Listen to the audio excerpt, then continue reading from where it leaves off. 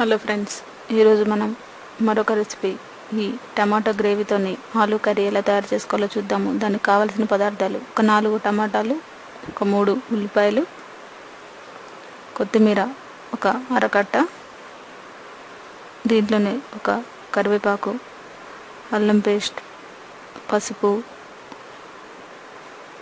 జీలకర్ర, ఆయిల్, ఉప్పు, ధనియాల పౌడరు, జీలకర్ర పౌడరు, కారం.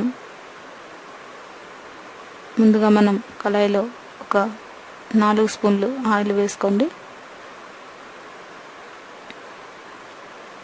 దీంట్లోనే కట్ చేసి పెట్టుకున్న ఉల్లిపాయలను కూడా వేసుకోవాలి. ఇది మనకి లైట్ బ్రౌన్ కలర్ వచ్చేంత వరకు వేయించుకోవాలి.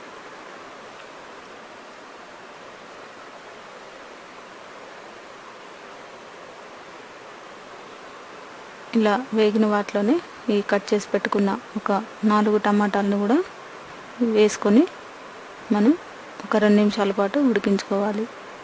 దీంట్లోనే కొద్దిగా పసుపు, అల్లం పేస్ట్, కొద్దిగా కారం, దీంట్లోనే కొద్దిగా మనం ధనియాలు, జీలకర్ర కలిపి మిక్సీ పట్టుకున్న పౌడర్ కూడా వేసుకోవాలి. ఇది మనం చల్లారిన తర్వాత దీన్ని మిక్సీ బౌల్లో గ్రైండ్ చేసుకోవాలి. దీన్ని మెత్తగా మనం గ్రైండ్ చేసుకోవాలి.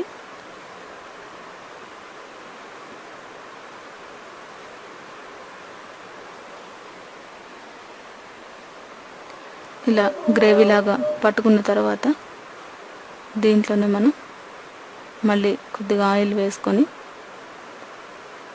కొద్దిగా కరివేపాకు, ఎండుమిర్చి, కొద్దిగా ఆవాలు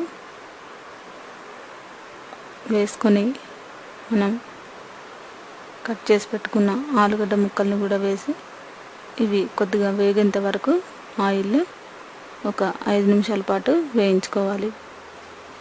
ఇలా వేగిన తర్వాత దీంట్లో కొద్దిగా ఉప్పు వేసుకొని దీంట్లోనే మనం కొద్దిగా ఈ పట్టుకున్న టమాటా గ్రేవీని అంతా కూడా వేసుకొని మనం ఇందాక నేను మీకు మూవీ క్లిప్లో చింతపండు రసాన్ని చూపించడం మర్చిపోయాను. దీంట్లో మనం చింతపండు రసాన్ని కూడా వేసుకొని ఒక 10 నిమిషాల పాటు మూత పెట్టేసి ఉడికించుకోవాలి.